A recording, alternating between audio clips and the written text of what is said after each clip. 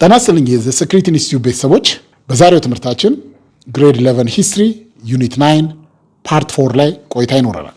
የዛሬው ትምህርታችን 9.2 ወይም ሁለተኛው ሰብ ዩኒት ሲሆን ይህ ሰብ ዩኒት የሚያጠነጥነው አሜሪካን ዎር ኦፍ ኢንዲፔንደንስ ወይም ደግሞ አሜሪካኖች ለነጻነት ያደረጉት ትግልን የሚመለከት ነው። ዘ አሜሪካን ዎር ኦፍ ኢንዲፔንደንስ በዓለማችን ላይ ከተከሰቱት ትልቅ አብዮቶች አንዱ ዘ አሜሪካን ሪቮሉሽን ነው። ባክግራውንዱ ምንድን ነው ስንል እንግዲህ በ18ኛው ክፍለ ዘመን እንግሊዝ ወደ 13 የሚጠጉ ኮሎኒዎች ኖርዝ አሜሪካ ውስጥ ነበሯት። እንግዲህ ይሄ ወዴት ይወስደናል? ስለ ኮሎኒ ስንናገር አሜሪካ ኦሪጂናሊ ኔቲቮች ነበሩ። እንግዲህ ኔቲቮች ማለት እነዚህ ሬድ ኢንዲያንስ ወይም አሜር ኢንዲያንስ የምንላቸው እነሱ ናቸው ኦሪጂናል ኢንሃቢታንስ ኦፍ አሜሪካ። እንግዲህ ከኮሎምበስ አሜሪካን ካገኘ ጊዜ ጀምሮ አውሮፓውያኖች በከፍተኛ ሁኔታ ወደ ኖርዝ አሜሪካ ሄደዋል። ኔቲቭን በጦርነትም በበሽታም ከጨረሱት በኋላ ብዙ ግዛቶች ይዘዋል። ከተለያዩ ሀገሮች ነው እነዚህ አውሮፓውያኖች አሜሪካ ሄደው የሰፈሩት። ምንም እንኳ አብዛኞቹ ከእንግሊዝ ቢሆኑም ከአውሮፓ ፈልሰው አሜሪካ ሰፍረዋል። አሜሪካም ቅኝ ግዛቶችን ይዘዋል። እነዚህ ናቸው እንግዲህ ሰርቲን ኮሎኒስ የምንላቸው በዋነኛነት በእንግሊዝ የበላይነት ስር ያሉ 13ቱ ኮሎኒዎች የምንላቸው እነዚህ። ስለዚህ ዞሮ ዞሮ ምንድነው ዘአሜሪካን ሪቮሉሽን ስናገር በአባትና በልጅ መካከል የተደረገ ጦርነት ነው። ከአውሮፓ የመጡ ናቸው ራሳቸው፣ ግን እዛ ብዙ በመቆየት ከ16ኛው 17ኛው ክፍለ ዘመን ጀምሮ እዛ አካባቢ የኖሩ ናቸው። ስለዚህ ኮሎኒዎች እነዚህ 13ቱ ኮሎኒዎች በእንደዚህ አይነት ሁኔታ የተመሰረቱ ናቸው። ኦሪጂናቸው አውሮፓ የሆኑ ሰዎች የሚያስተዳድሯቸው ኮሎኒዎች ናቸው እና ኢን ዘ 18th ሴንቸሪ ብሪቴን ሃድ 13 ኮሎኒስ ኢን ኖርዝ አሜሪካ። እነዚህ ናቸው 13ቱ ኮሎኒዎች ሰሜን አሜሪካ ውስጥ አሏት። እንግሊዞች ራሳቸውን ገቨርን የሚያደርጉ ናቸው፣ ግን ያው በእንግሊዝ የበላይነት ስር ነበሩ። ፈረንሳይም ይህንን ሰሜን አሜሪካ የተቆጣጠረቻቸው አካባቢዎች ነበሩ። ፍሬንች ኮሎናይዜሽን ኦከርድ throughout the 1600s and 1700s። በ17ኛውና በ18ኛው ክፍለ ዘመን ፈረንሳዮችም ሰፊ የሆነ የሰሜን አሜሪካን አካባቢ ይዘው ነበር። ስለዚህ እንግሊዞች ብቻ ሳይሆኑ ፈረንሳዮችም ብዙ ግዛት ነበሯቸው። እነ ካናዳ የመሳሰሉት ሁሉ በፈረንሳይ ስር ነበሩ። በኋላ ተሸንፈው ለእንግሊዞች ለቀቋቸው እንጂ ብዙ ቦታዎች ፈረንሳዮችም እንደዚህ ሰሜን አሜሪካ ውስጥ የያዙት ቦታ ነበር። እንግዲህ እነዚህም ባክግራውንድ ከያዘን ዘንዳ ቀጥሎ እንዴት ነው ወደ ሪቮሉሽኑ ወይም ደግሞ አሜሪካን ዎር ኦፍ ኢንዲፔንደንስ የመጣውን ለመረዳት እነዚህን ጭብጦች መጀመሪያ መረዳት ያስፈልጋል። እንግሊዝ የነበሯት 13 ኮሎኒዎች ሰሜን አሜሪካ ውስጥ፣ ኢስተርን ኮስት ኦፍ ኖርዝ አሜሪካ ምስራቁ ኮስት ላይ ነው እነዚህ የሚገኙት። የአትላንቲክ ውቅያኖስ ምስራቃዊ ዳርቻ ላይ ነው እነዚህ 13ቱ ኮሎኒዎች የነበሯት። ፈረንሳይም እንደዚሁ ግዛቶች ነበሯት 17 እና 18 ክፍለ ዘመን።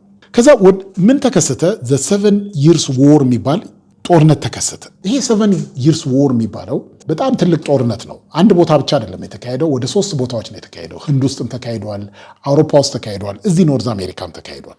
በአጠቃላይ ስሙ ዘ 7 years war ይባል እንጂ አንዳንድ ቦታዎች እስከ 9 ዓመትም ድረስ ጦርነቱ ተካሂዷል። ምንድን ነው ይሄ 7 years war? በተለይ እዚህ ከአሜሪካን ዎር ኦፍ ኢንዲፔንደንስ ጋር የተያዘው የ7 ዓመቱ ጦርነት ወይም ዘ 7 years war ተብሎ የሚታወቀው በታሪክ ምንድን ነው?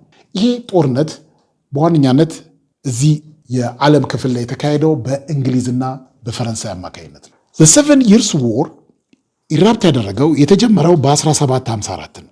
ምን ተብሎ ይጠራል? ዘ 7 years war የቆየው እስከ 1763 ነው። እንዲሁ እንኳን ስንመለከተው ከ7 ዓመት በላይ ነው። ግን ኮመንሊ ብዙ ቦታዎች 7 ዓመት ስለሆነ ጦርነት የፈጀው እንዳልነው 3 ቦታ የተካሄደ ጦርነት ነው። ጦርነት ዘ 7 years war ይባላል። ይሄ ጦርነት ብዙ ውድመት ያስከተለ ጦርነት ነው። ብዙ ጉዳት ያስከተለ ጦርነት ነው። በዚህ የተነሳ በዚህ ጦርነት መጨረሻ ላይ ድል የቀናት እንግሊዝ ነች። ብሪቴን ኤንድ ኢትስ ኮሎኒ። እዚህ ጦርነት ላይ እንግሊዞች ብቻቸውን ሳይሆኑ ከእንግሊዝ ሰራዊት ጋር አብረው ተዋግተዋል። ኮሎኒዎቹ በመዋጋትም ብዙ ጥቅም አግኝተዋል። ብዙ ኤክስፒሪየንስም አግኝተዋል። የጦርነት ኤክስፒሪየንስ አግኝተዋል። ብዙ ልምድ፣ ብዙ እውቀት አግኝተዋል። ብዙ ጥቅም አግኝተዋል እዚህ ጦርነት ላይ በመሳተፋቸው ኮሎኒስቶች። ስለዚህ ብሪቴን ብቻ ሳትሆን 13ቱ የእንግሊዝ ኮሎኒስቶችም በዚህ ጦርነት ተሳትፈዋል። ድል ያደረጉት እነሱ። ፈረንሳይ ተሸነፈች፣ ብዙ ግዛቶቿን ለቀቀች። ብሪቴንና ኮሎኒስቶቹ ቢካም ቪክቶሪየስ። ይሄ ጦርነት የተጠናቀቀው በእንግሊዝ አሸናፊነት ነው። ታዲያ ምንድን ነው ከአሜሪካን ሪቮሉሽን ጋር ምን ያገናኘዋል? ከአሜሪካን ዎር ኦፍ ኢንዲፔንደንስ ጋር ምን ያገናኘዋል ብለን ስንጠይቅ ከዚህ ጦርነት በኋላ ነው እንግዲህ የዚህ ጦርነት መዘዝ አንዳንድ ኢሾችን አስነስቷል። ምንድን ነው ያስነሳው? በእንግሊዝ እና በ13ቱ ኮሎኒዎች መካከል አለመግባባት እንዲከሰት ምክንያት የሆነ ይህ ጦርነት ነው። ጦርነቱን አብረው ተዋጉ፣ ድል ተቀዳጁ። ብዙ መሬት ፈረንሳይ ለቀቀች። ከዛ በኋላ ግን በጦርነቱ ምክንያት በተፈጠሩ ክርክሮች አለመግባባት ይከሰታል። ምንድነው ፖስት ወር ኮንሲኩዌንስ? ከጦርነቱ በኋላ የመጣው ለአለመግባባት ምክንያት የሆነው ጉዳይ ምንድነው? ጦርነቱ ከፍተኛ ውድመት ከፍተኛ እንግዲህ ረጅም ጦርነት ነው። ከፍተኛ ውድመት በማስከተሉ የእንግሊዝ መንግስትን ብዙ አክስሮታል። ለዚህ ለጦርነቱ ከቨር ለማድረግ ሲባል ከፍተኛ ብድር የእንግሊዝ መንግስት ገብቷል። በመሆኑም ጦርነቱ ሲያልቅ እጅግ ከፍተኛ የሆነ ዕዳ አስከትሎበታል። ስለዚህ ያንን ዕዳ ለማካካስ 13ቱ ኮሎኒዎች ግብር እንዲከፍሉ ግብር ይጥላል። ስለዚህ በዚህ በጦርነት እናንተም ተሳትፋችኋል፣ ከጦርነቱም ብዙ ተጠቅማችኋል። ስለዚህ ኤክስፔንሱንም የመጣውን ኪሳራም መጋራት አለብን። ስለዚህ ግብር መክፈል ይኖርባቸዋል የሚል ነው የኮንፍሊክቱ መነሻ። ብሪቴን ኢንከርድ ሲግኒፊካንት ዴት ፍሮም ዘ ዎር። በዚህ ጦርነት የተነሳ ከፍተኛ የዕዳ ማቅ ውስጥ ገብታ ነበረ። ከፍተኛ ብድር ተበድራለች። ስለዚህ ከዚህ ዕዳ ለመውጣት ብሪቴን ኤክስፔክትድ ኮሎኒስ ቱ ሄልፕ ፔይ ፎር ዎር ኮስትስ፣ ለዚህ ለጦርነት የወጣውን ወጪ ለማካካስ ይረዳ ዘንድ አዲስ ግብር ይጣላል። ያን ግብር እንዲከፍሉ ይጠየቃሉ። በዚህ ጊዜ ነው እንግዲህ የጸቡ የአለመግባባቱ መንስኤ ይሄ ነው። ምን ይባላል? ይሄ ስታምፕ አክት ይባላል። ዘ ስታምፕ አክት ኦፍ 1765 የእንግሊዝ ፓርላማ ዘ ስታምፕ አክት ኦፍ 1765 የሚባል ህግ ያጸድቃል።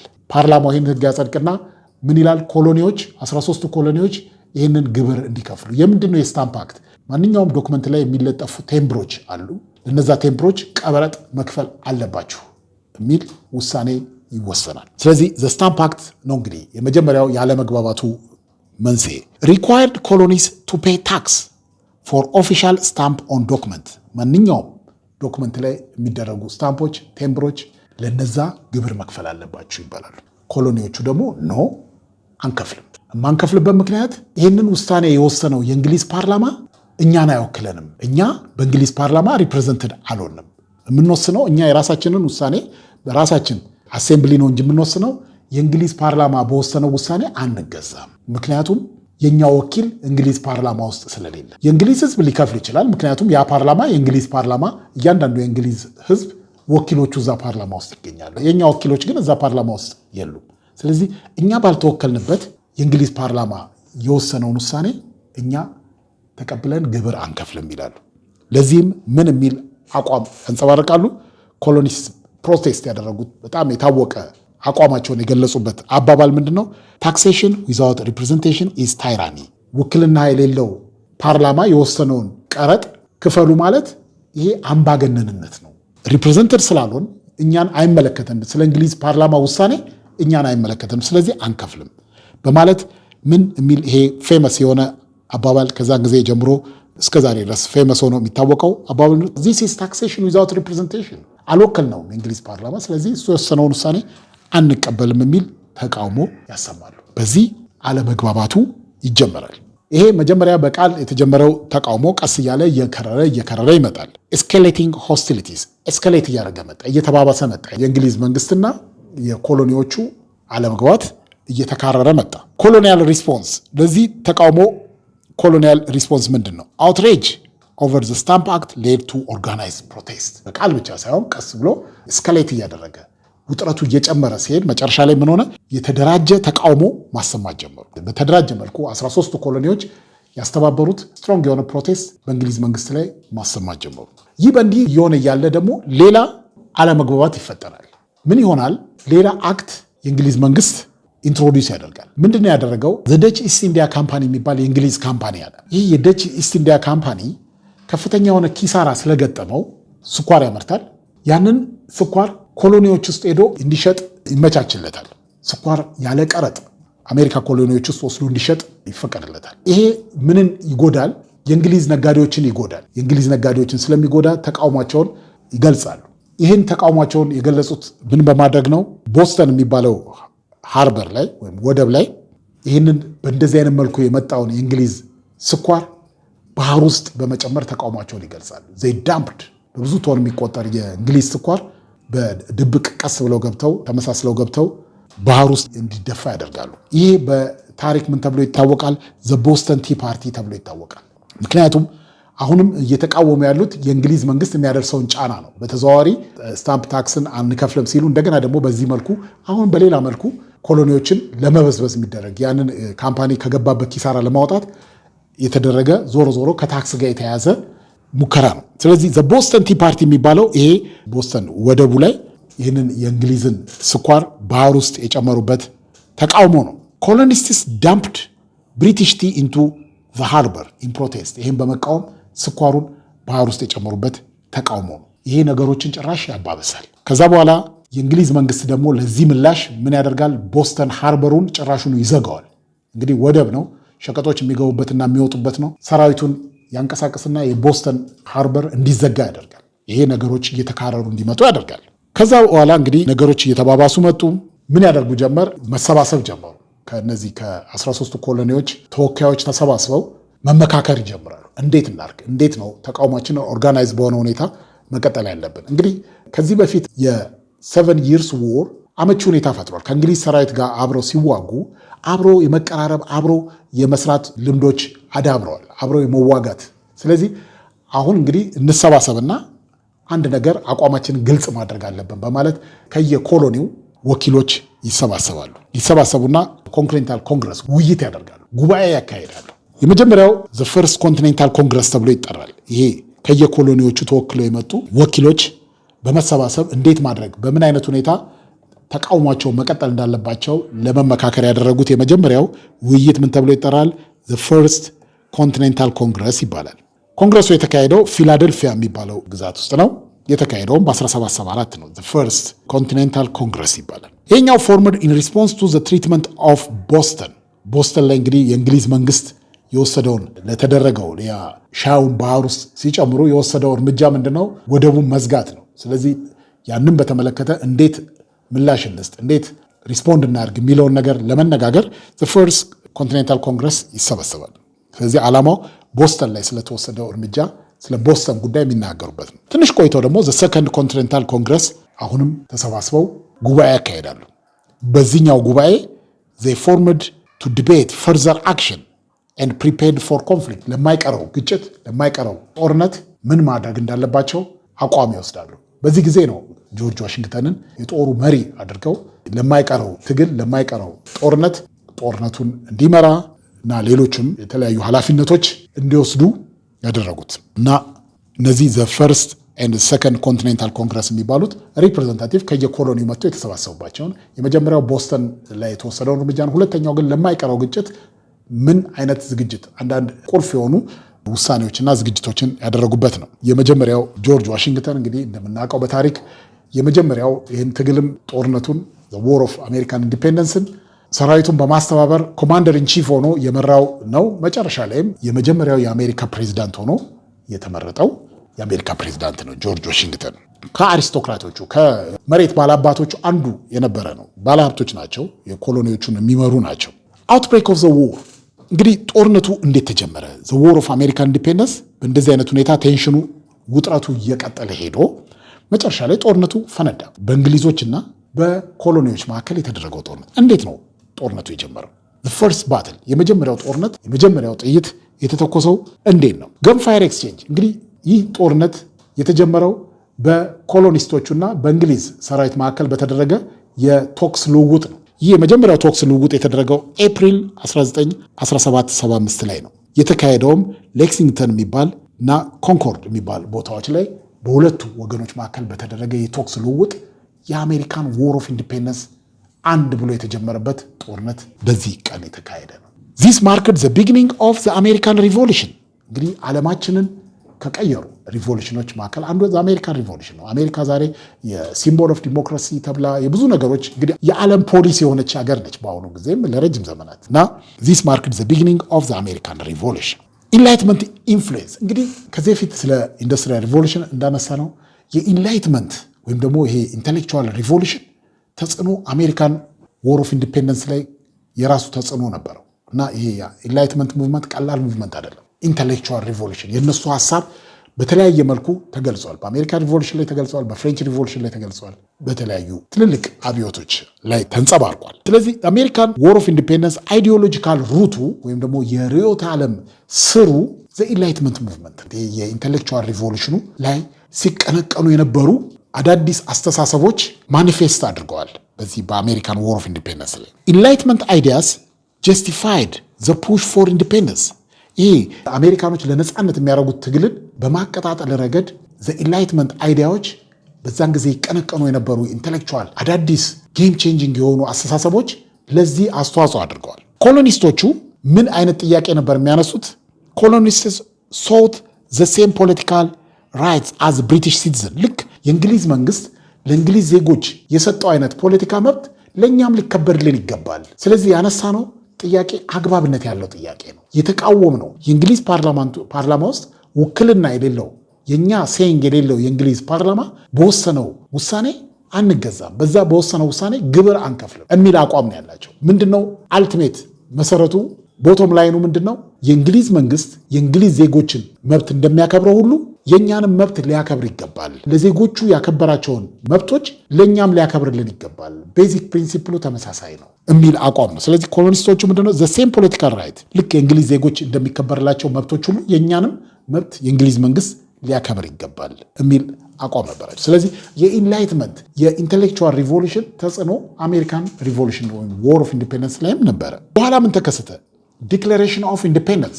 ዲክሌሬሽን ኦፍ ኢንዲፔንደንስ አንዱ ቁልፍ በዚህ በአሜሪካን ዎር ኦፍ ኢንዲፔንደንስ ላይ ትልቁ ክንውን ዘ ዲክሌሬሽን ኦፍ ኢንዲፔንደንስ ነው። ነፃነትን ዲክሌር ያደረጉበት ታላቅ ዶክመንት የፈረሙበት ሁኔታ ነው። ምንድን ነው ይሄ ዶክመንት?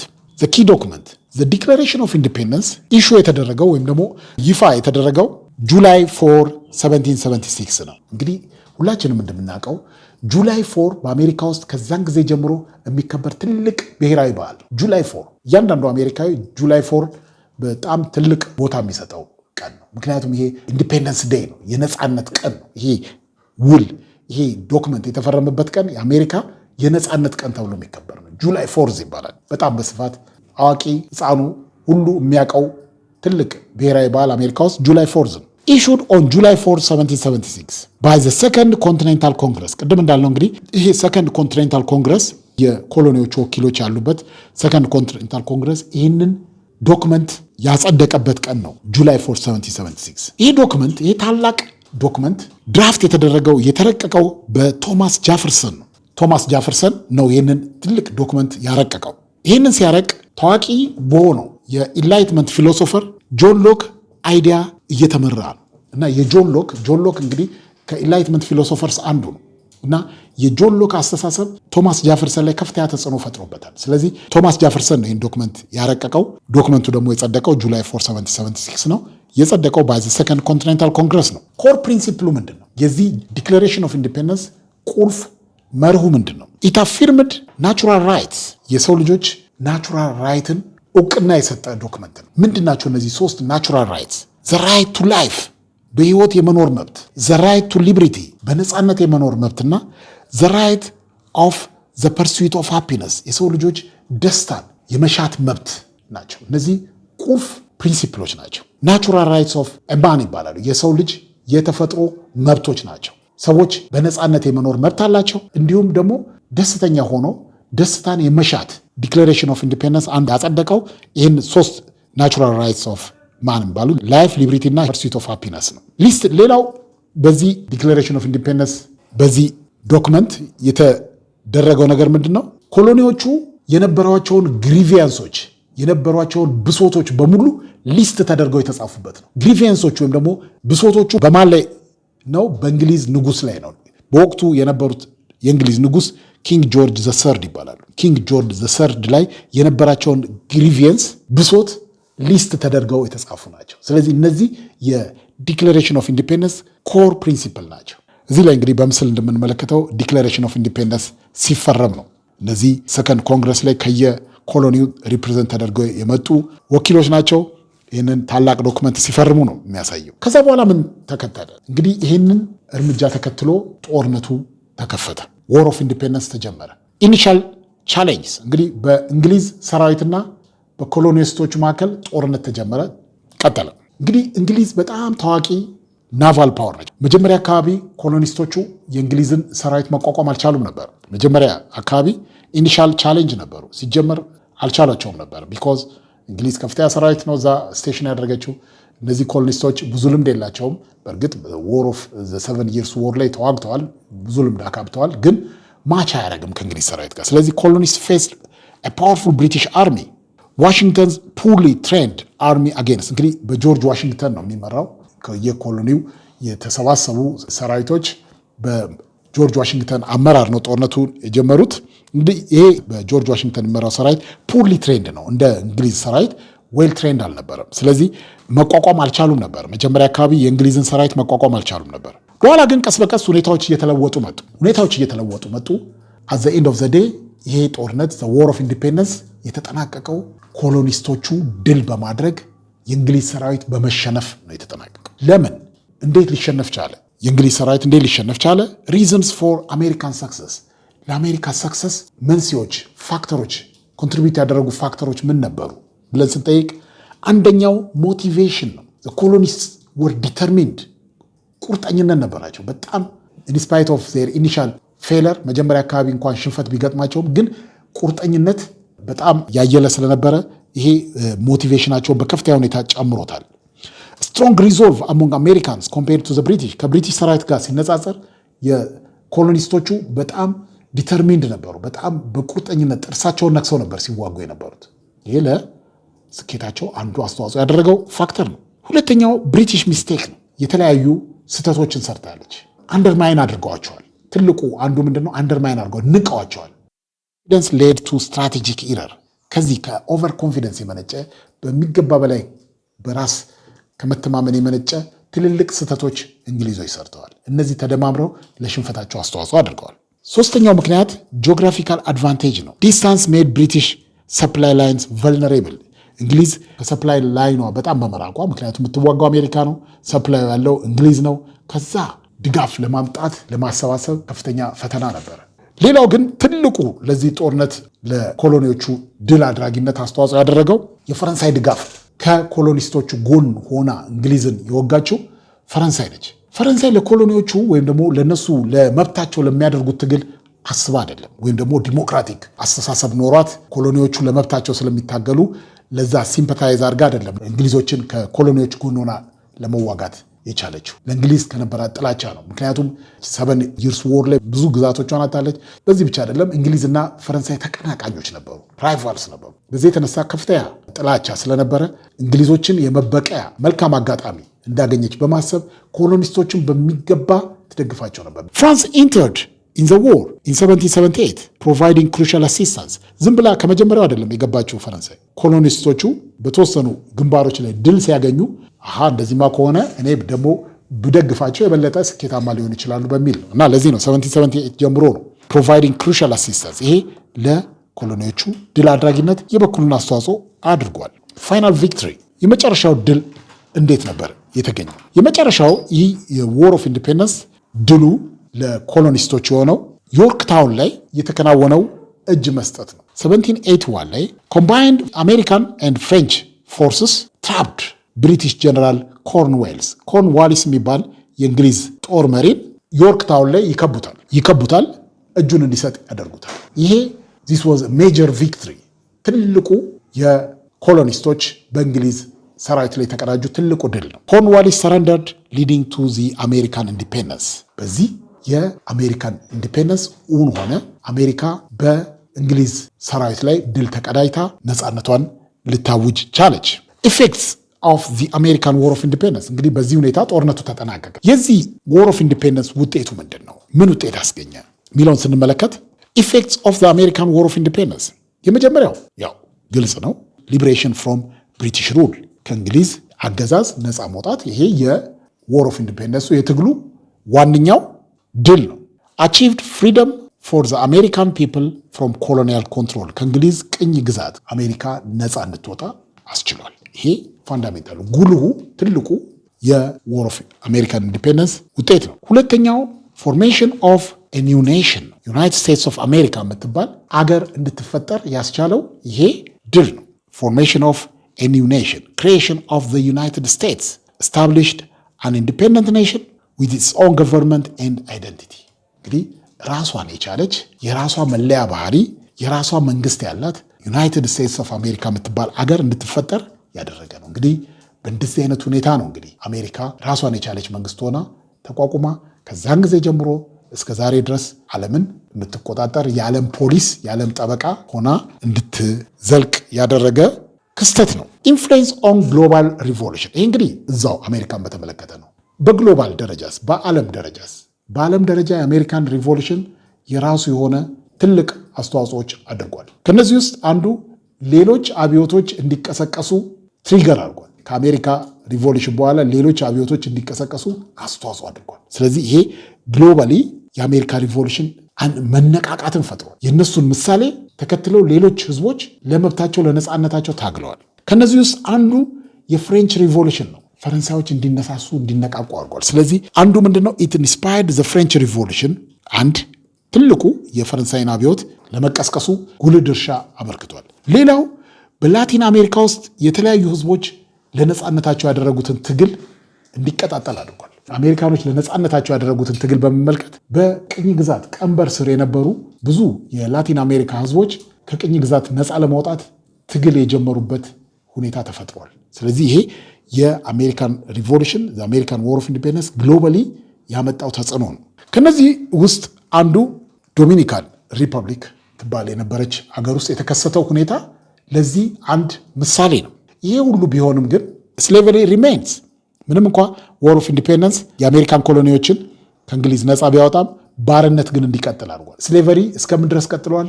እስከ አሜሪካን ሲቪል ዎር ድረስ ቀጥሏል። 1861-1865 በሱ ጊዜ ነው ከአሜሪካን ሲቪል ዎር ከተካሄደ በኋላ ነው ባርነት ሊቆም የቻለው፣ ስሌቨሪ ሊቆም የቻለው። ዘ ዎር ዲድ ኖት አቦሊሽ ስሌቨሪ። ዘ ዎር ኦፍ ኢንዲፔንደንስ ኮሎኒዎችን ነፃ አውጥቷል፣ ህዝቡን ግን ከባርነት አላወጣውም፣ ቀጥሏል።